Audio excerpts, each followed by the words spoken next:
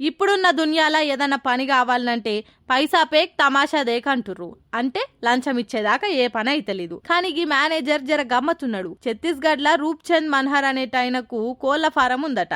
ఇక దాన్ని జర ఇంకింత పెద్దగా చేస్తేందుకు మస్తూరి ఎస్బీఐ బ్రాంచ్ మేనేజర్ ను కలిసిండు. అయితే ఈ మేనేజర్ లోన్ ఇచ్చే ముందు కొన్ని రూల్స్ పెట్టిండట. అదేంటంటే ఇచ్చే లోన్ లో 10% కమిషన్ ఒక్కటే కాదు, ప్రతి శనివారం దేశీ చికెన్ పంపాలని ఆర్డర్ వేసిండట. ఇక చేసేదేం లేక అన్నిటి కొప్పుకొని ప్రతి శనివారం చికెన్ పంపుతూనే ఉన్నాడట.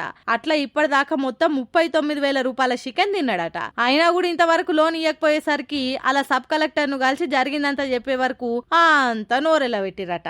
అంతేకాదు, నాకు న్యాయం జరిగేదాకా ఎస్బీఐ బ్రాంచ్ ముంగట నిరాహార దీక్షకు కూర్చుంటా, లేకుంటే సావనైనా జస్తా అని బెదిరించిండట. చూడాలిగా అన్నకు న్యాయం జరుగుతుందో లేదో. ఎంతో మంది లంచాలు దినంగా చూసినాం గానీ మరీ గిసొంటి బట్టెవాస్ కథలు పడ్డోళ్లను గీ మేనేజర్నే చూస్తున్నామని మాట్లాడుకుంటుర్రట గీ ముచ్చట తెలిసినోళ్ళు.